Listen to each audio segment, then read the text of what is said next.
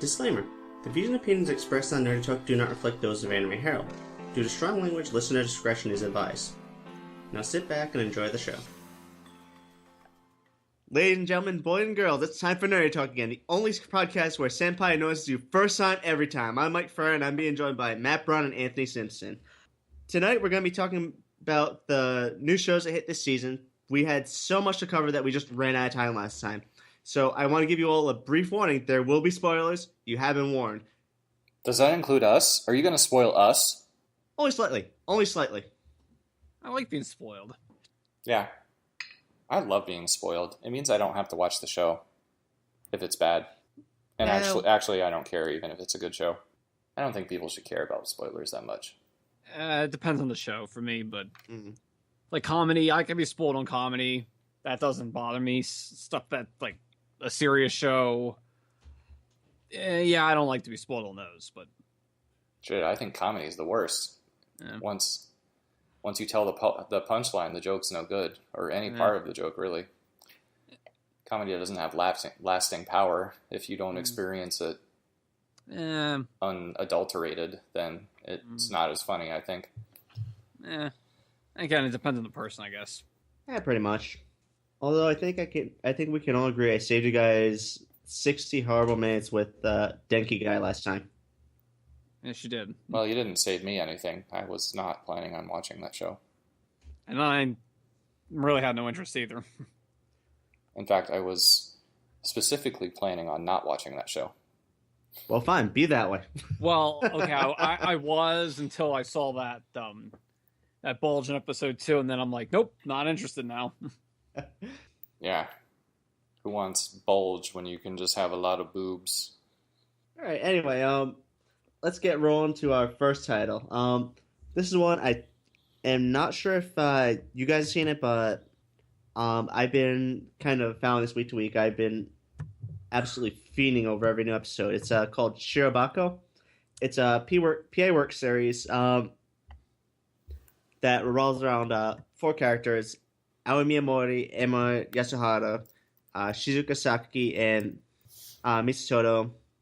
Oh yeah, there was one more. Midori Imai. They were basically these high school kids in an animation club, and together they kind of promised that they'd get together, do a show, like that one big show of their dreams at some point. And about 5 years later, that still hasn't happened, though they've all kind of scattered the 4 winds. Like Miyamori became a production assistant, Yasuhara became an animator, and so on and so forth. Basically, the whole point is it really does revolve around Miyamori more than any of them, because she's like the production assistant. She's the animation runner. She's the one that kind of makes sure that everything gets done on time for the most part. And in that way, it felt a lot like a more down-to-earth version of Animation Runner Kuromi. I'm not sure if anyone's seen this out there, but basically this was a series of like 2 half-hour OVAs, which were really over the top, but they were basically about what goes on in an anime studio. Really great stuff. If you haven't seen it, I highly recommend it.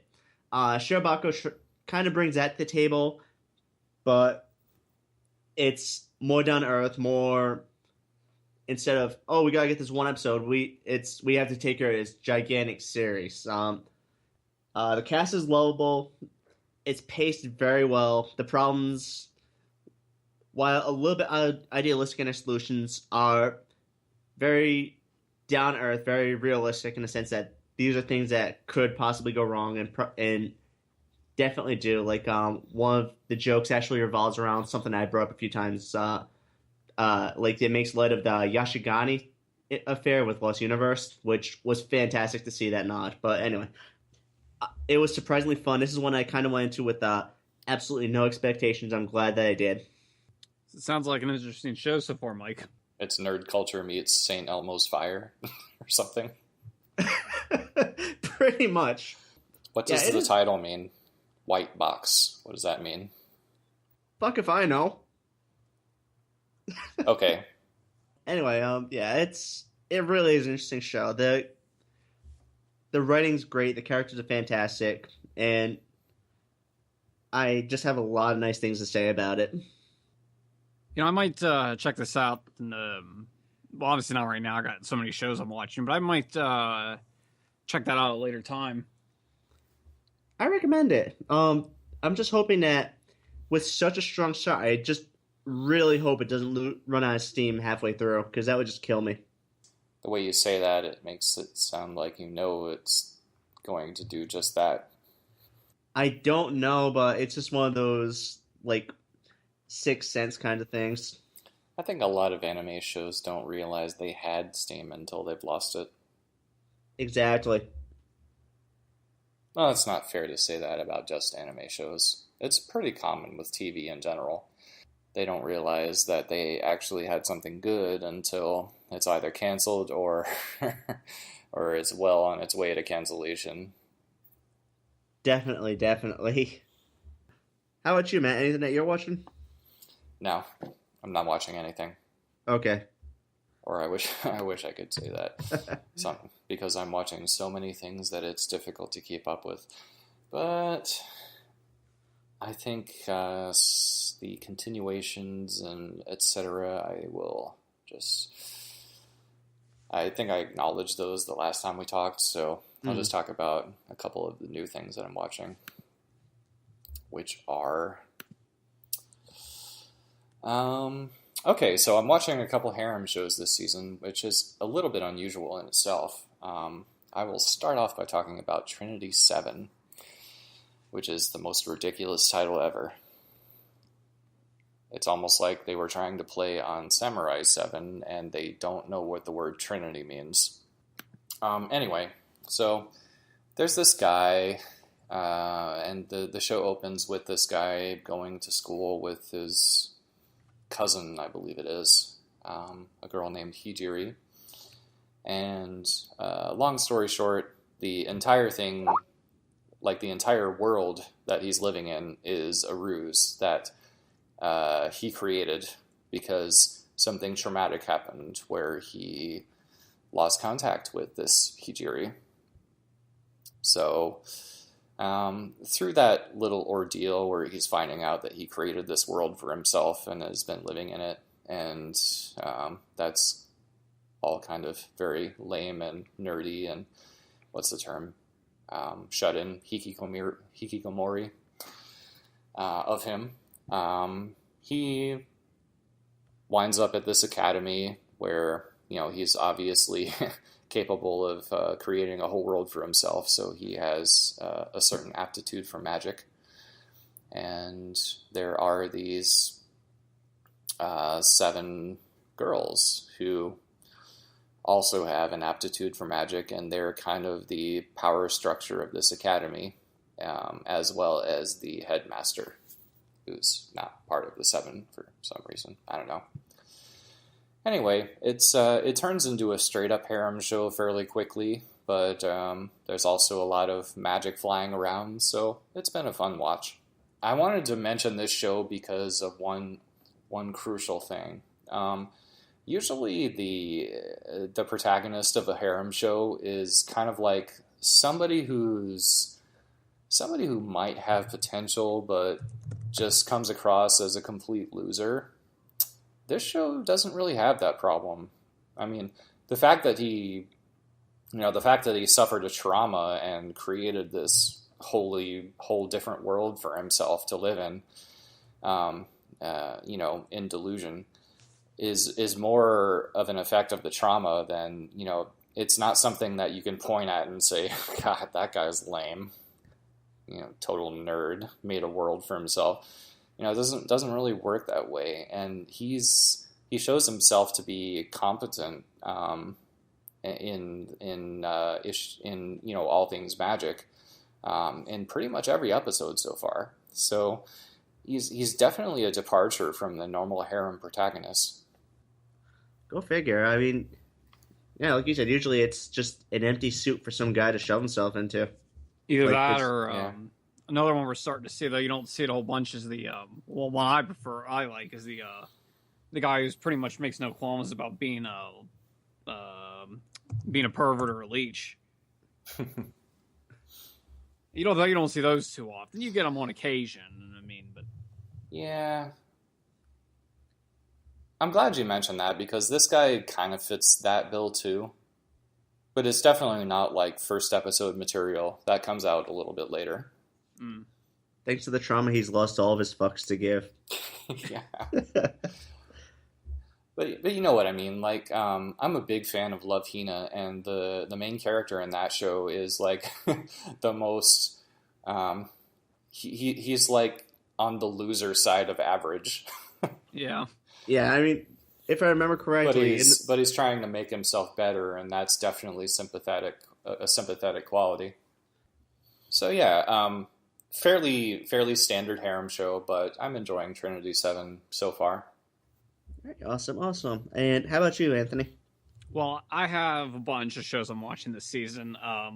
11, 12 if you count carryovers, but you guys, I'm only just going to talk about a few of them. One that I actually mentioned I might have mentioned before, was one of the 2 Gundam shows this season, Gundam Geno Reconquista, which this one is the first Gundam show that Tomino's did since Turn of Gundam.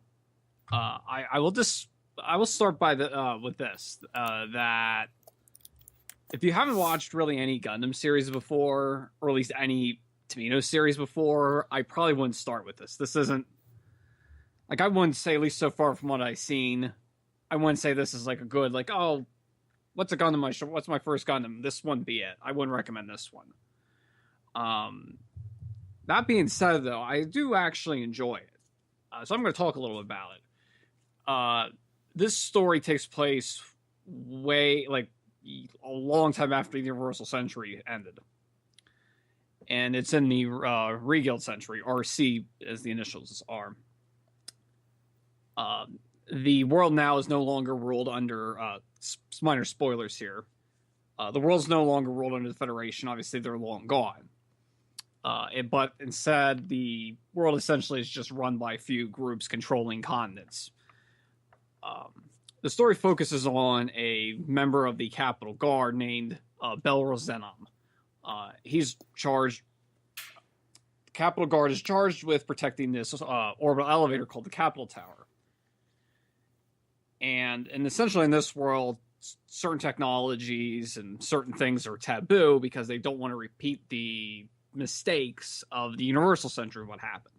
Which was, if you've seen any Gundam, you know, at least any of the UC series, you know what I'm talking about.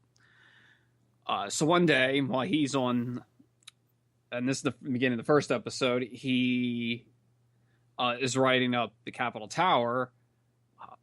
It becomes attacked by this mobile suit called the G-Self, which is basically the show's Gundam unit, piloted by this female pilot, Ada Suragan.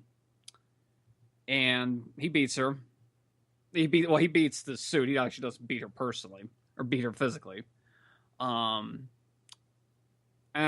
they take the suit back down to Earth, and she's part of this pirate group to this other country called Ameria, which is supposed to be another spoiler, standing for North America. Now, having seen at least the first 4 episodes, I haven't seen the 5th one yet. I'll probably see that here in a few days. This is basically, to me, this feels like a Tomino show. And that's one thing I also noticed with Tomino shows is that what's the word I'm looking for? There's sort of a slow burn that it doesn't generally always it doesn't hook you right away. It takes a little bit. Sometimes it doesn't hook you at all. Well, I haven't seen one that hasn't done that yet, but I've seen a couple, but go on. Sorry. Well, I've only seen his Gundam stuff. I haven't seen his non-Gundam works. Keep it that way. Don't say that. I might be tempted to watch stuff. I'm still interested in seeing how bad brain power it is. Don't say we didn't warn you. Wink, wink. If you're gonna watch Brain Power, watch Garzy Wing first. It is wonderful and how bad it is. I did see a little bit of Elgheim, so that was a Tomino show, correctly, or am I mistaken? Anyways, continuing on about this show, the first 4 episodes I say are kind of slow, at least in terms of its building towards what the story is going to be about. But I'm actually enjoying it. The character designs are they definitely have like an 80s feel to it because it has the same character designer as Kenichi Yoshida, who did Overman King Geiner and Eureka 7. I am liking the mobile suit designs. They're not, as far as I know, they're not CG. They're hand drawn, but they also have they have kind of an older school feel to them. They don't. I mean, not that I don't mind modern mecha shows, I do, but it just has that. It just sort of has almost a nostalgic feel to it. I mean, the character designs look not really stuff you'd see in Gundam Works, but they do look similar to stuff you'd see, let's say, well, they look like stuff from like they'd be fit in Eureka 7. But I'm enjoying it. Like I said, I wouldn't, if this is your first, if you've never seen any Gundam shows before, I wouldn't really recommend this to be the first one. I check out some of at least other Tomino's other Gundam shows before you check out this.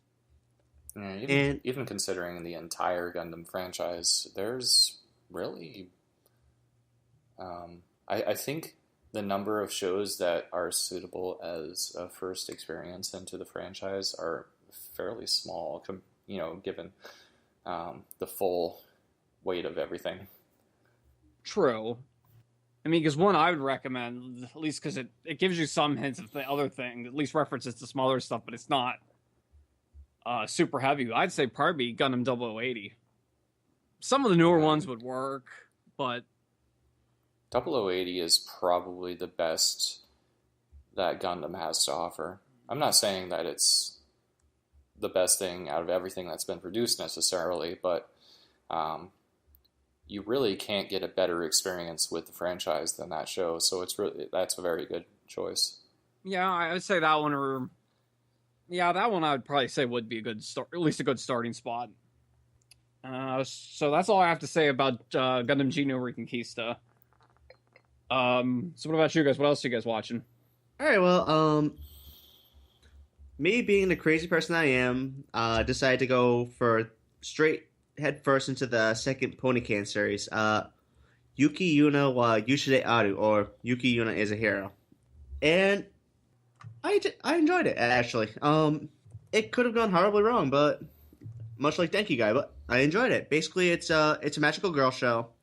Revolves around 4 girls who make up the Sanshu Middle School Hero Club. Yuki Yuna, Mimorifu, and a couple others that aren't... Well, they're important, but I can't remember the names.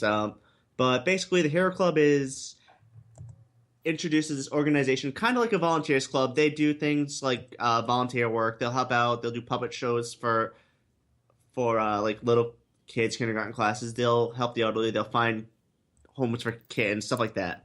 But there's also a secondary purpose for it, because apparently they've been watched by some shadowy organization, and they were pretty much recruited to become magical girls to save the world.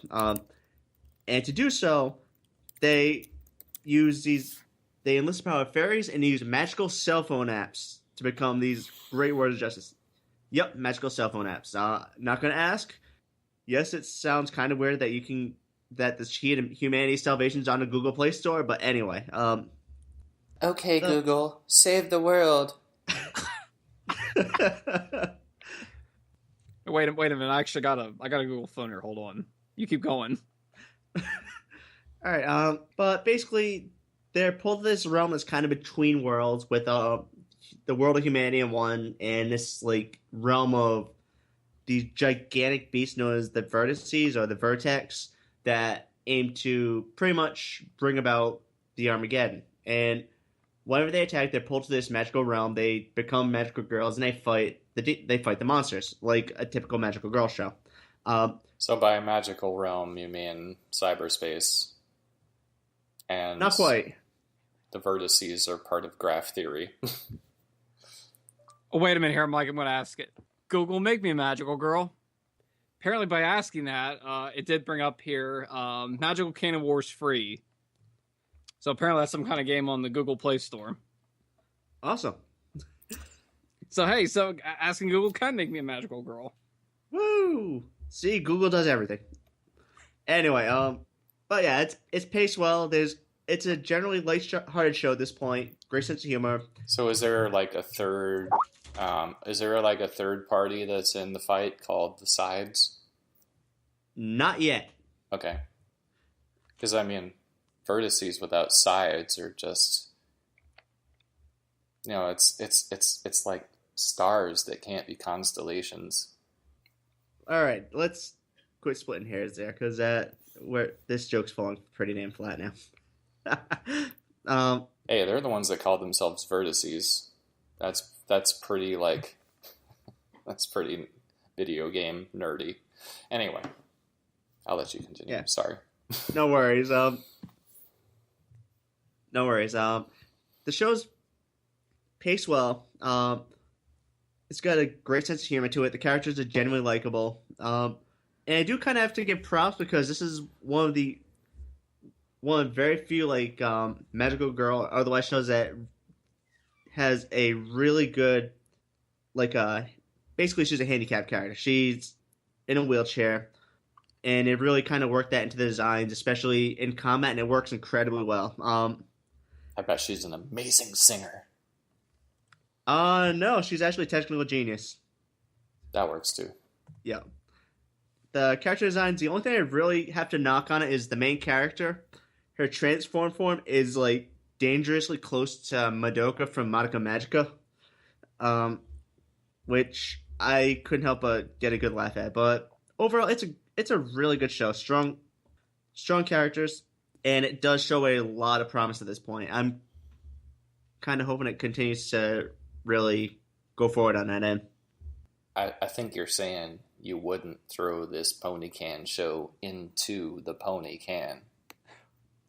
Exactly. This is one show that kind of shows me that Pony Can might have a future here. Yeah, and once again, and once again, I cannot say Pony Can USA without getting a smile on my face. All right, yeah, we're going to Pony Can this topic. How about you, Anthony? What are you working on next? So I want to talk about the second Gundam show this season, which is actually a sequel, and that is Gundam Build Fighters Try. That is a sequel to the first season of Gundam Build Fighters, which actually is very good if you haven't watched it.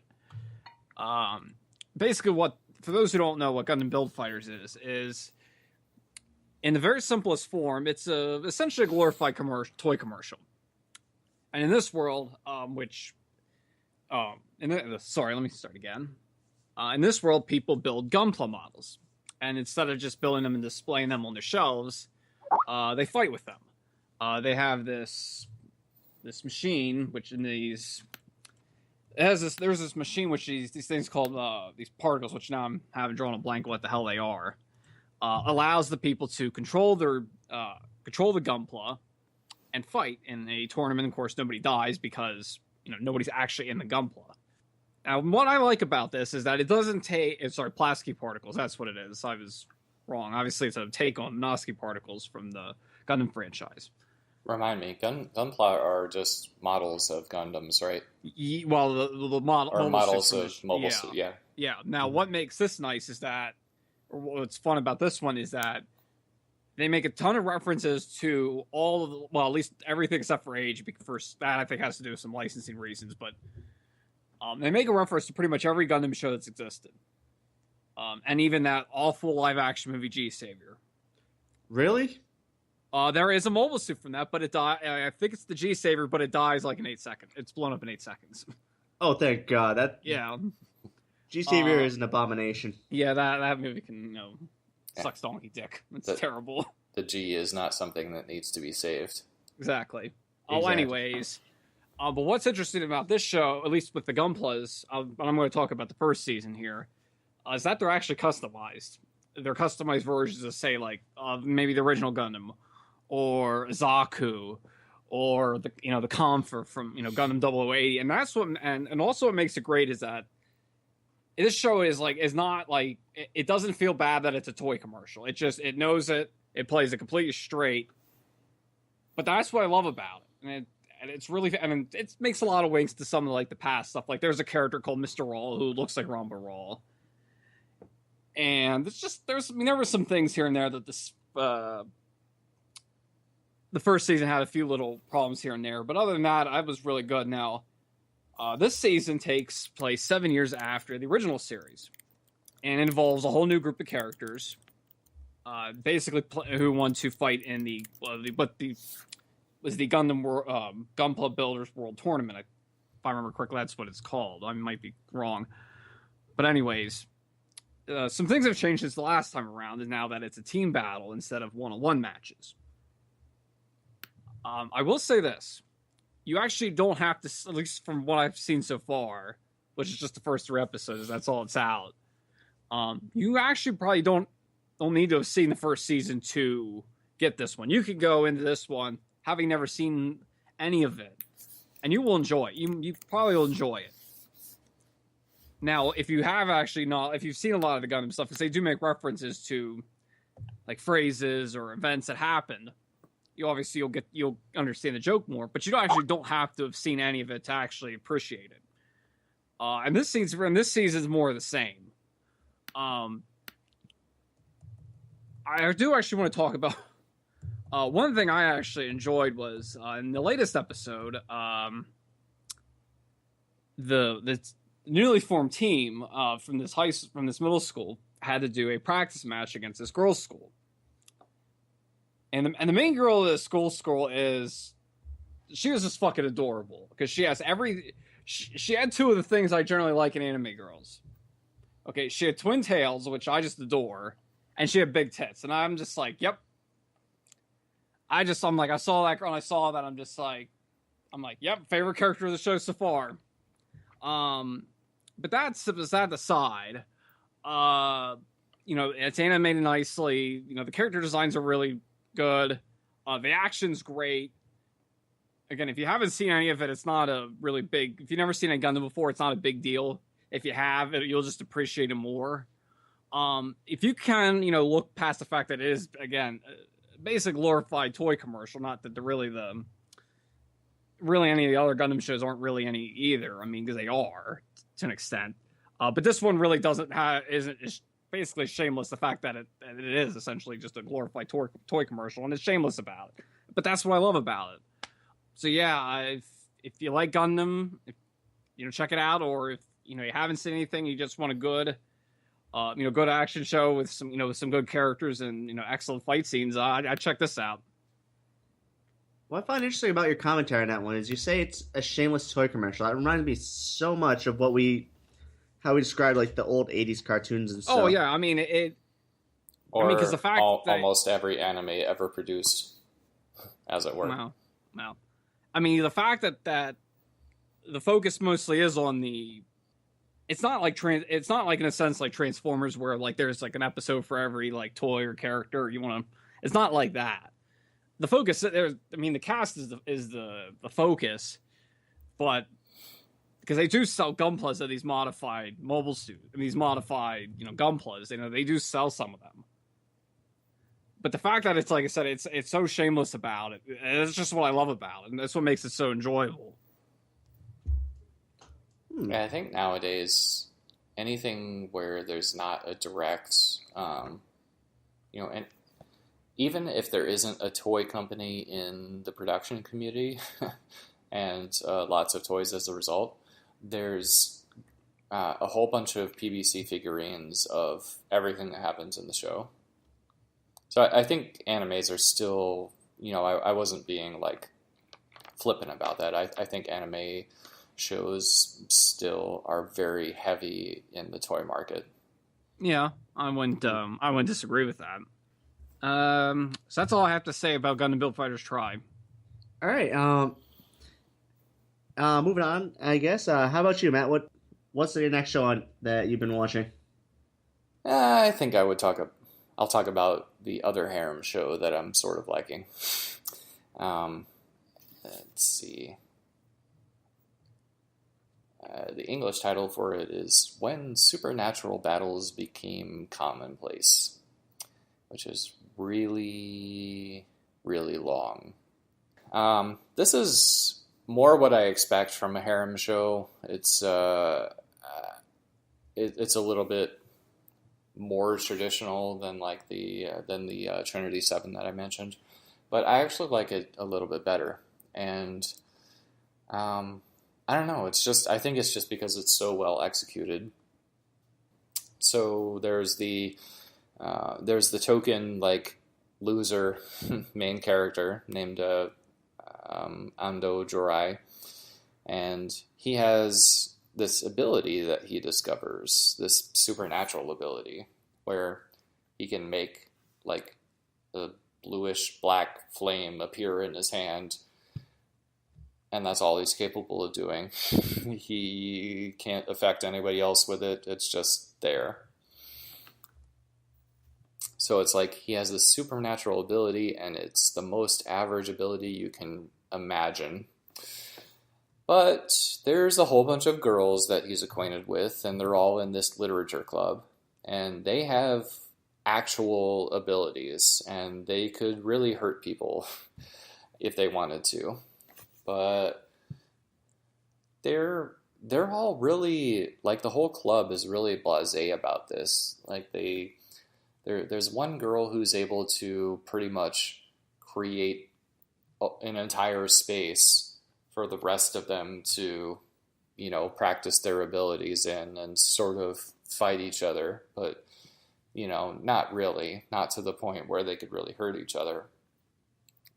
And there's one character, I won't spoil anything, who is pretty much capable of shutting all that down if they got carried away. So, I don't know, the show seems to be progressing towards, they find another character who's also superpowered, and, that sort of gets a little bit iffy, but it's really more that she's interested in the main character, and there's the usual subplots about that. And then there's a question of whether anybody else knows what's going on. Like these few people out of, untold millions or billions are awakened to these powers. And, the first thing you have to ask is how many other people, right? And there's a little bit of intrigue as far as that goes. But so far it hasn't really gotten anywhere with that subplot.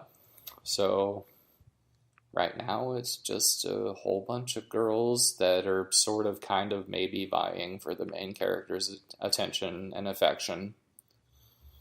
And that's where it's left off so far. Yeah, I'm actually watching this myself, and I have to agree, it is a great show. Yeah, I mean, I didn't maybe give it the best description, but if you're familiar with harem shows, then they all kind of play themselves out this way, and it really comes down to, it's a lot like the broader romantic comedy, the spectrum, in the sense that if you can connect with the characters, if you like the cast, then you can sit with it even through, some of the ridiculousness that those formulas tend to throw at you. True, but given the studio, you kind of have to expect some ridiculousness. I mean, this is the studio where they basically took fan service and used it as its main driving engine for combat. Yeah. I don't think, I mean, yes, this is done by, Trigger? Yep. That definitely is their sort of area, but I'm not gonna pin this on them. Like this is, in a broader sense, all romantic comedies are like this. True enough. So, if you had access to those powers, which one would you choose to be yours?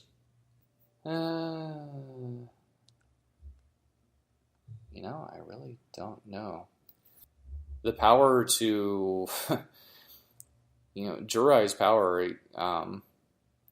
joking aside, is that he's able to sort of suck people into his little imaginations, his little, he's like the perfect MC, right? Anybody who's around him sort of gets sucked into the narrative. And that is actually pretty cool. Like, it doesn't matter. One of the things I like about the show is that it doesn't matter that his power is useless as a superpower, because everybody rallies around him. But I don't know. If I had to choose, I like, I think it's the girl Hatako. She has elemental abilities. That's pretty cool. Definitely. Yeah, the one thing I did find interesting, actually, you were talking about how, oh shit, what's the name? Jurai, his real ability is like the ability to suck people in. I actually find it kind of interesting that he also seems to be the only one that understands the gravity of the powers they have. Because I know this is a few episodes in, but it does kind of do a flashback where he warns them not to try and do things that would, kind of cross that whole man versus God boundary there.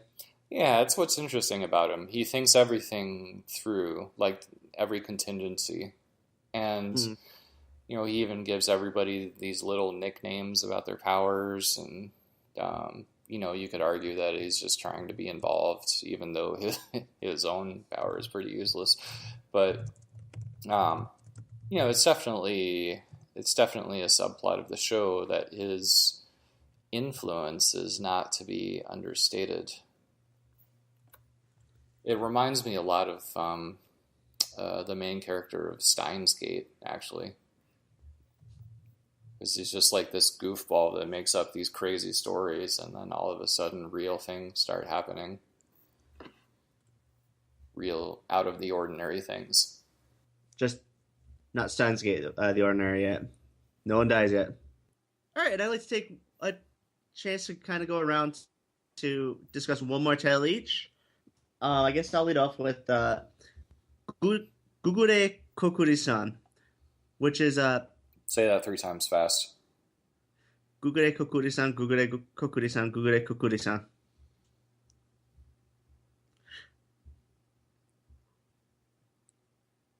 I hear no talking. Nah, I'm just kidding. It's based on a four-panel comedy series. Revolves around this girl, Kohina Ichimatsu, who is an elementary school student. She lives alone. She's an outcast. She pretty much says she's a doll, and she tries to be as emotionless as possible. One day during a game of Kokuri-san, which is kind of like this old Japanese game where it would be like a Ouija board almost. Like you just say like Kokuri-san, Kokuri-san, come out, ask a question, and then, kind of like Ouija, it points to answers and stuff. Candyman, kick. Oh shit, Matt's dead. All right, well, we'll call the cause afterwards. Before the neighbors complain about the smell. Anyway, Legend says you're not supposed to play it alone because bad things happen. She plays it alone, ends up summoning, Kokuri-san, the fox spirit. And first he says he's going to haunt her. Then he kind of realized that she lives all alone. She's been living off of nothing but cheap instant noodles for her entire life. And she pretty much lives this horrific life, and she just kills her emotions to cope. So he, instead of haunting her, he takes it upon himself to kind of make her life something that's somewhat human, somewhat humane. And it's kind of an odd couple comedy in that sense. You have Kokuri-san being a straight man, and Ichimatsu being obviously the one that's the source of all the jokes. Like, along the way, they do pick up some other people coming in. Like, I've seen through episode 3, they've had Inugami, which was the spirit of a dead puppy. Yeah, dead puppy. Wow. That... I don't know how they would have gotten that out of Dog God. Well, yeah, dog spirit, puppy spirit, who adores Kohina because Kohina was the only one actually paying attention to him when he was dying in a box. Anyway, he comes back as sexy man spirit who is apparently a stalker and a pedophile, which is kind of creepy, but they play it up for laughs. I.e., he's a dog. Exactly. I think I see where this is going. But really, it's a genuinely funny show. The jokes are well written, well paced, and they're definitely not afraid to sit there and say if things get too weird. There have been a couple scenes where they just call the cops and it shows them getting dragged out. They do a good job of really kind of diffusing the creepiness of that. The writing is strong. The characters are fantastic, and it has probably one of my favorite openings and endings this season. Just because of how quirky the animation sequences are, how catchy the music is. But yeah, I recommend it. I could see it being good just because the premise is so ridiculous. Like what elementary school girl lives on her own anywhere in the world? Exactly. Yeah, it sounds like a goofy premise that could work. Oh yeah, it really does. Like she's pretty much addicted to the cup noodles, so every time they bring it up, she'll start talking about these distinct characteristics that one wouldn't think of, like how she adores don't quote me on this, but it's like the cheap flavor and overwhelming amount of preservatives or something like that. So they really do. They really do play up the darker aspects to be somewhat funny. So don't quote you on this, but you quote. It sounds like she's living the life there. Oh yeah, she lives in squalor. So that's the reason for Kokuri-san. Yeah.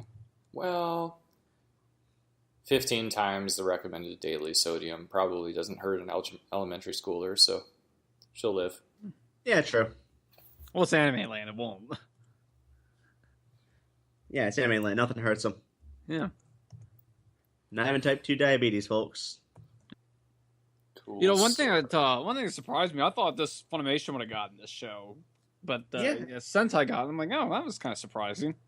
Yeah, that one shocked me. Sentai really impressed me with the stuff they got this season. Well, they got, I think, a few more shows they're going to announce. Or, well, I might have some more stuff they announced. I know there's a con next weekend. Oh, sorry for our listeners, the 1st of November, and I think they're probably going to make some announcements there.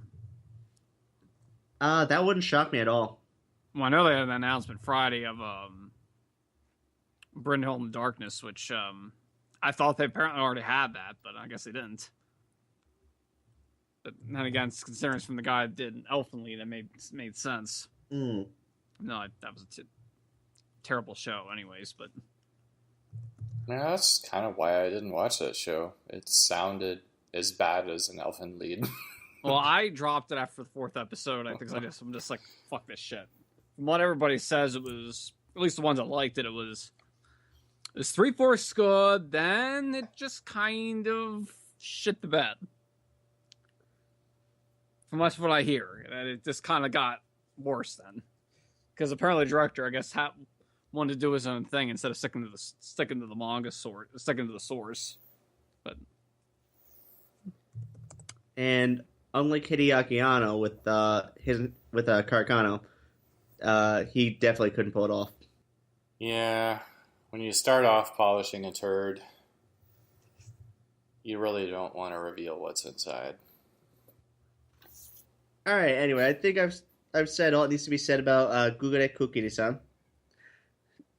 So, how about you, Matt? Is there anything else you'd like to mention? I think there was.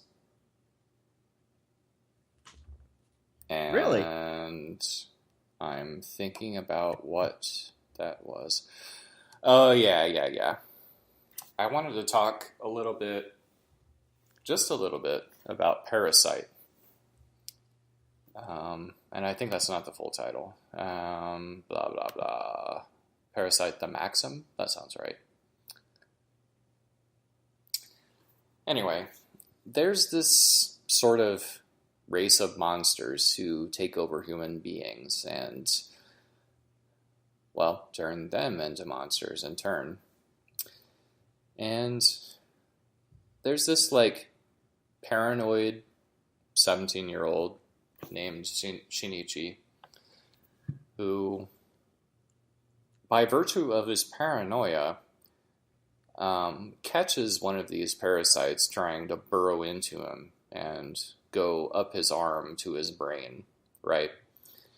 And he spontaneously, like, he has a belt accessible from his bed for some reason, and he spontaneously makes a tourniquet in his upper arm, and the parasite can't get to his brain. And, all the while this is happening, you gotta wonder, like, is this dude crazy? Is he just imagining this? Like, he seems a little crazy, right? But, as things progress, we realize that there actually is this thing that's taken over his hand, and it's really powerful, but it doesn't have control over him because it didn't make it to his brain. But in a lot of other human beings and various other creatures, like dogs and maybe cats, these things have taken over their brains and have full control over their body. So, kind of the show is progressing along the lines of, well, I'm a human being and human life is precious and blah, blah, blah, and you gotta help me, protect people from these things. And the parasite is like, yeah, whatever, I only care about myself. This is about survival. So screw you. That's pretty much the attitude they have toward each other, at least so far as the story has progressed.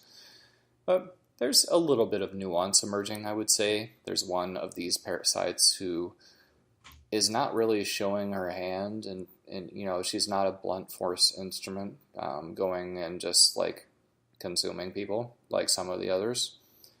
And she seems to have a more sophisticated understanding of the world around her and wants to navigate it somehow.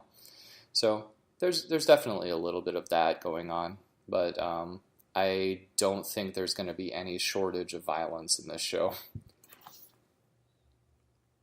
And that's definitely not a bad thing. No, it's not. Yeah, I find it quite interesting so far. All right, and Anthony, you like to mention as the last title? Yes. Now I mentioned this I probably mentioned this last time. Sorry, but is Rage of Bahamut Genesis. I will say this right now: if the story continues, if the show is as good as it is now throughout the entire run, this will be the best show of the season. Okay. And let me tell you about how this works. Okay, this show is based off a card game, which is called Rage of Bahamut, it's a mobile card game for iOS and Android devices. The show, however, really doesn't get into anything about the card game.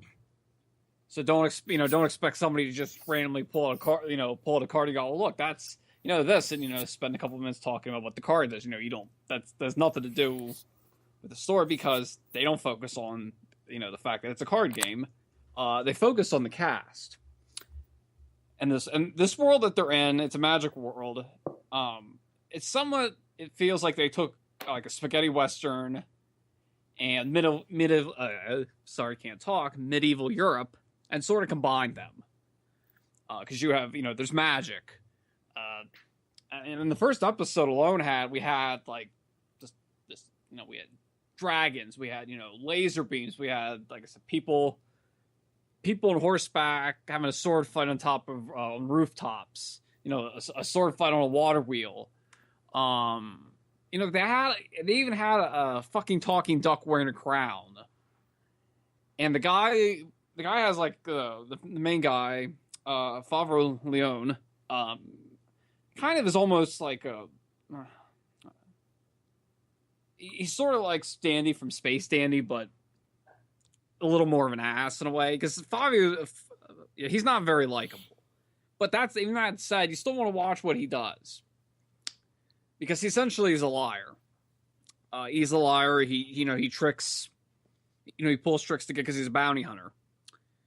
And he's fallen. He fights, has this thing with this guy named Kaiser, who actually does look like Dandy from Space Dandy. So anyways, back years ago when they had these, back about 2,000 years before the story starts, there was this creature called Bahamut, which was this dragon. Because in this world, there's gods, there's humans, and then there's demons. Well, basically everybody unifies and fights this creature to seal it away. And they do so with this thing called God Key. But they give one half to the gods and one half to the demons, so that this thing will never be released. It'll never, Bahamut will never basically exist again. So one day, half of the God Key is stolen from the God realms by this demon, who happens to run into Favreau, saying, him overhearing, saying, I'm gonna look for this town called Helheim. Helheim, I think that's how it's pronounced. So he fights these monsters, and lo and behold, the next day he becomes a demon. What makes the show work so well is, I'm going to actually mention a couple things. One is it's the writing. The writing is very strong. Again, being that it's based off a card game, you're going to have really almost no expectations. It's just thinking it's going to be, it's like, another Yu-Gi-Oh ripoff. Here we go.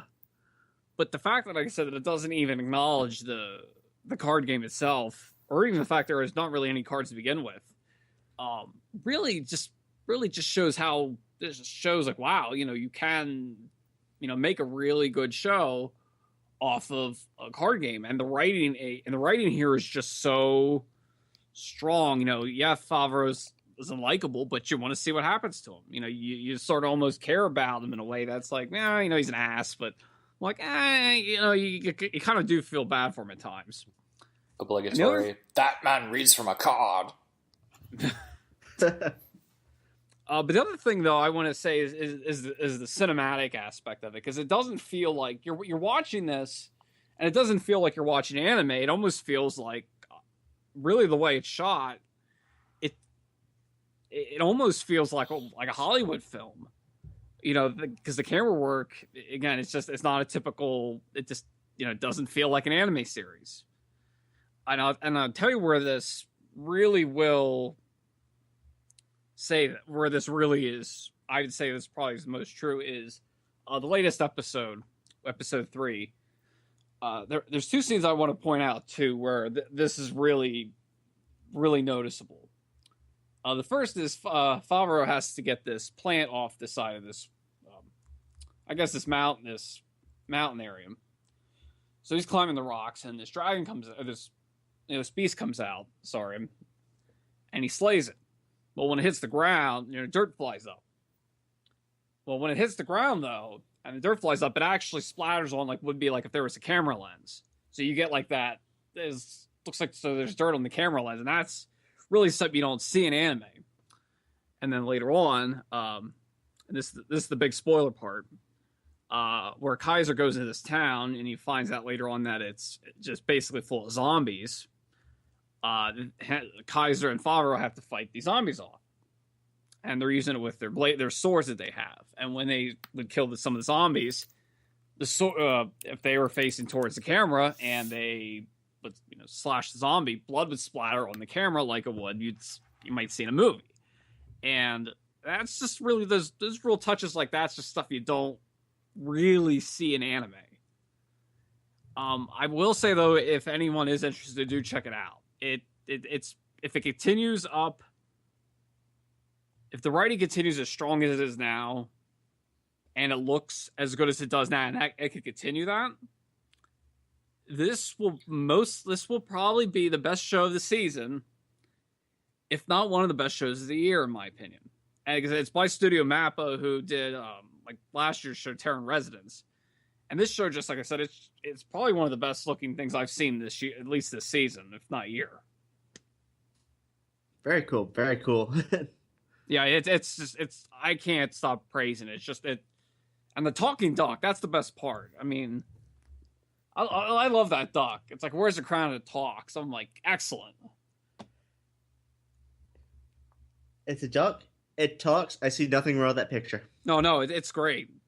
That is just, I have not seen any of Rage of Bahamut, but I mean, I definitely have to check it out, especially for the that, and like I said, it looks so good, and it's just, and like I said, and the writing is so strong, and the cast again, yeah, like I said, Favreau's kind of an ass, but you want to see what he kind of see where he does. All right, for our last tale of the night, I want to just bring up this one because it's something that we've all seen and we all have some comments on. It's Cross Angie, Rondo of where the fuck. Angel and Dragon. Exactly. Basically, Cross Angie is set in a world where the majority of people have this like almost magical power, spiritual energy that is used to pretty much run all of your electronic stuff. Everything from power door locks to vehicles, everything else runs off of this energy. And on the surface, it's a utopia because everyone seems happy and the whole world seems to be wonderfully progressing with the aid of mana. There is a dark side, though. Among the normal mana users, there are what they call Norma, which are people that destroy mana. They are basically seen as like an antisocial threat, something that's eventually going to be, well, dangerous to the world. And because of that, they're kind of captured, taken to this remote outpost, and raised to be grunts in this crazy military that fights dragons, or dragon-like creatures from another dimension. Anyway, the series revolves around Anji, or her former name, Angelis Ikaraga Mitsurugi, who is the princess of this land of mana and wonderment and pretty overt racism. Anyway, she's going to be turning 16, so she's returning to her home, her family home, for was essentially her coronation. Along the way, she sees a Norma, her first ever, which is like this infant child being stripped away from her mother. Mother's screaming at the cops trying to get it back, and she just gets out of the car calmly, walks over, tells the mother, who is obviously anguished, "Your child's a monster. We're taking him away because he's going to be an antisocial freak, and you better just make more babies that aren't monsters." This doesn't go well. Woman, obviously distraught, throws the baby's bottle at the kid, at Anji. Almost hits her, but was saved thanks to a maid. And anyway. Yeah, she pretty much told that mother that if you were a better mother, you wouldn't have raised a Norma to this point, even though the baby's not even a toddler yet. Pretty much. Yeah. Pretty much, and yeah. And it's no wonder the mother didn't take that too well. And then later on that same evening, she muses about how if they had just exterminated all the Norma, then everything would be better. Oh yeah, she says that's going to be her purpose as queen, and she's so happy about it. Like, she's basically cheerfully talking about how the kingdom should commit genocide, which is wonderfully dark. Of course. And anyway, next day, genocide is a term for bureaucrats. Okay.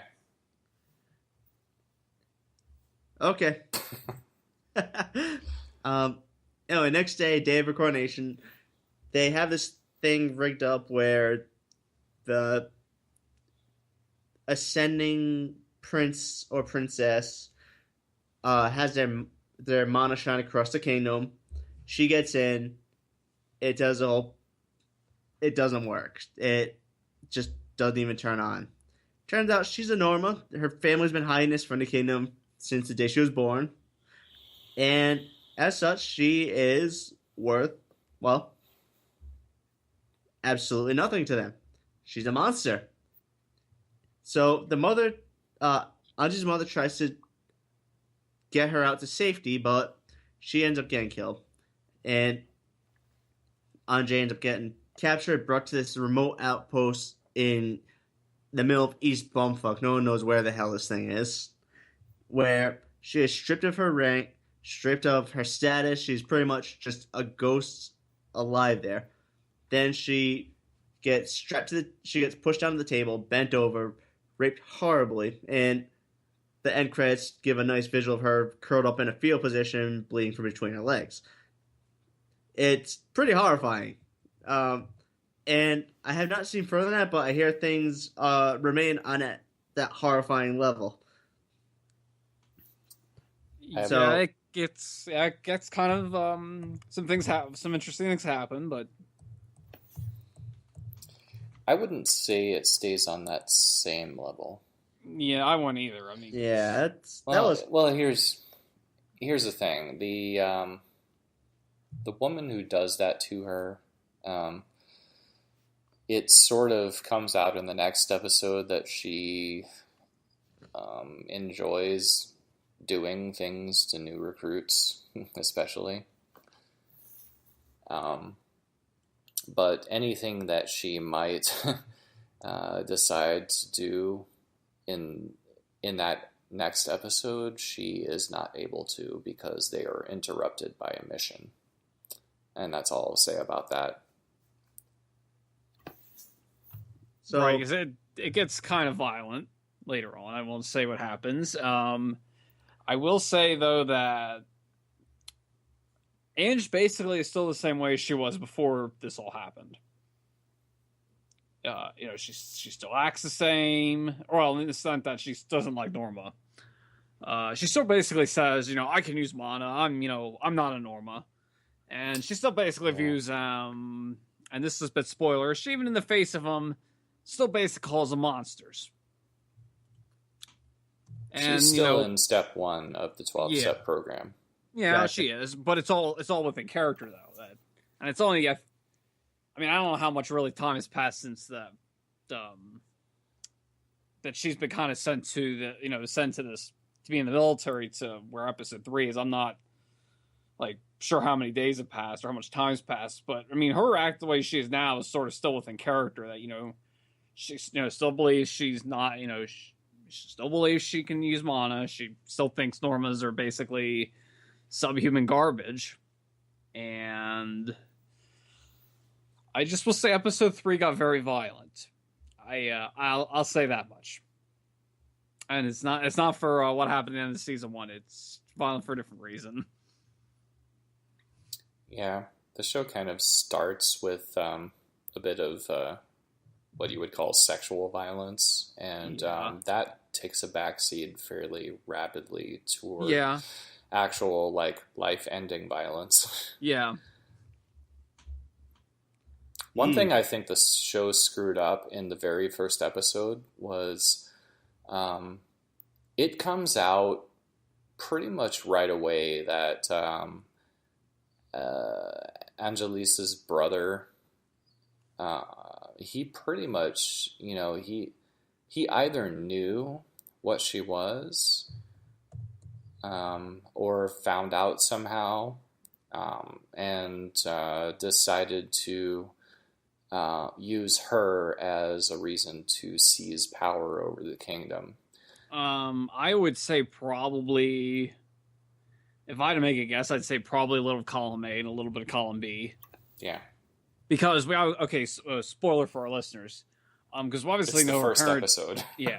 It's not that big of a spoiler. Someone hasn't seen it yet. Because obviously there's that scene where her dad's manipulating that stuff before the coronation, and he obviously witnesses it.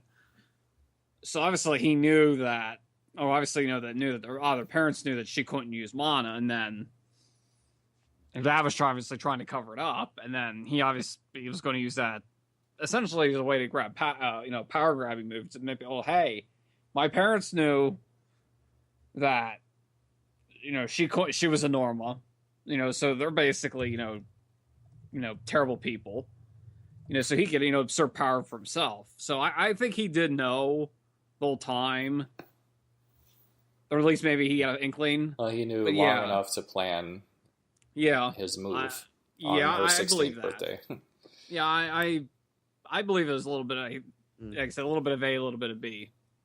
And then both of them have a little sister who is not really part of the story very much. Yeah. Just, they give her just enough screen time to let us know that they have a sister. And other than that, she hasn't really featured into anything. Well, we haven't really seen the rest of the family either since the first episode. Yeah, but the mother's dead, and the presumption is that the father is going to be executed for what he's done. Yeah, well, episode 3 kind of makes a point to something about that, but which I won't spoil. Although again, that kind of makes me want to go into how much time's passed, because if it's only been a few days, that reveal seems, I don't want to say a little bit out there, but well, anyway, I guess I was trying to say that the amount of intrigue and backstabbing that they unveiled in the very first episode with Angelisa's family is to just drop that and focus on Angelisa herself, or Anje as as her captors have now named her. I feel like that was probably a mistake. It's because it's interesting what's happening in her homeland as well as what's happening with her. I can agree with that, because I do kind of want to know what's going on in in their empire that she's from, or at least what's happening in the rest of her family. Because obviously her mom's dead, or dad probably was most likely executed, I think. And I'm just kind of curious to what. I know there was a reason given in episode 3 about something, but I won't say what that is. Which I'm just like, really, if that's all you're going to touch on, that's kind of disappointing. But yeah, they're not really. I feel like they're trying to pay lip service to what people actually want to know about her, about everyone's circumstances, but they do not intend to get into it. Yeah. I wouldn't be shocked if it starts playing a bigger role later on. I think right now I just want to kind of establish, Anji's situation, since she's the titular character. So I would not be surprised to see if they start branching out with episode 4 or 5. Totally possible. So with their little dragon fighter troop, there's definitely a subtext of, a lot of what I will call lesbianic activity as these girls kind of grapple with, and they're all girls for some reason or another. Yeah, there's no men. No men that are normal. Yeah, they're grappling with their situation and the everyday life and death scenarios that they get put into, and I guess they got to blow off steam somehow. Yeah. But a little bit of what I'm saying is speculation, based on the previews that they've shown for the next episode. But that definitely seems to be a part of it, like dealing with their daily lives is obviously difficult. Yeah, I'm curious if they do make any more references to what I'm having with their family, though I have a feeling it's probably not going to happen, which I'd be disappointed but not surprised. Yeah, understandable. On that said, though, I do have to give the show credit where credit is due, and I do like the fighting. I think the action scenes so far have been pretty good, at least with the mech battles. Yeah, and it's not that I really like some of the stuff that happens, but I do appreciate the fact that they're being very gritty with this. Yeah, I they're do. Not pulling any punches on the amount of violence that's happening to people that we, even for a short amount of time may come to care about. Yeah, that's one thing you can't disagree with the show, or you can't argue the show doesn't do it. It's gritty. I mean, I don't think anyone would disagree with that. Not at all. All right, boys and girls, that's our show.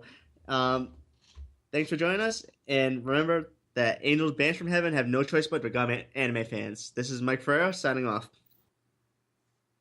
I'm Matt Brown. Thanks for listening. Anthony Simpson, sayonara, bye-bye.